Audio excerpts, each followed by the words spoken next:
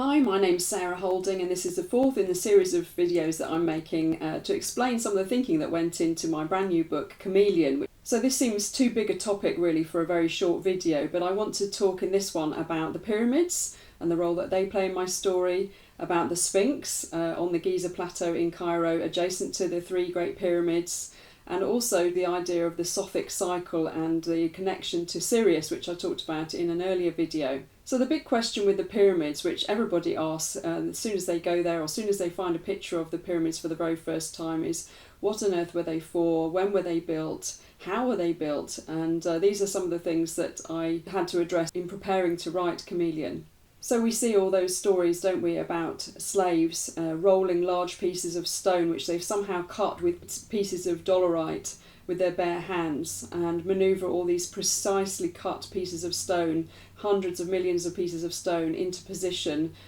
precisely in alignment, so perfect that they haven't even fallen apart over the millennia since, apart from the stones that were moved by hand to be used for other purposes by people subsequently.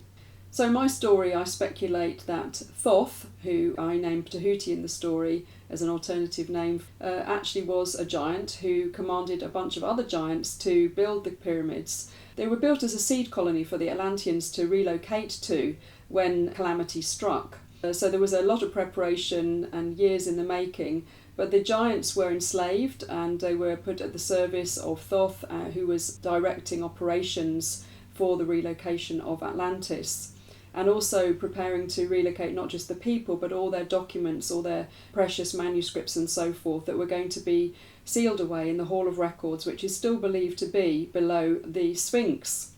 which is the other thing I wanted to talk about. And now the Sphinx is thought to be even older than the pyramids by many researchers, and that the erosion that you see around the base of the Sphinx isn't done by wind and sand but by water. And so this would suggest there was a time either when the Nile ran very much closer to the foot of the Sphinx statue, or that there was a period in which there wasn't a dry desert climate around there but a very wet one, a very temperate one, and when there was a high level of rainfall and possibly even inundation. And that would concur with a lot of the flood myths and this idea that I'm putting forward, which is that Atlantis was destroyed in a period of intense climate change 12,000 years ago. And this puts it in a line with the age of the Sphinx, that is thought to also be about 12,000 years old, and that its head has been recarved. There's something funny about the Sphinx where the head is not really in proportion with the body. It's quite a bit smaller and doesn't really kind of seem to be made in the same style and with the same aesthetic. And so some people believe that this was in fact actually a complete lion statue originally. It's built to face due east, so it would have had a large lion's head, and it would have been built to coincide with the start of the age of Leo, and also to face the direction of the heliacal rising of Sirius, the moment just before sunrise when Sirius is a very bright star still visible on the horizon just as it rises up in July, at exactly the point where the Egyptians found that the Nile would tend to flood.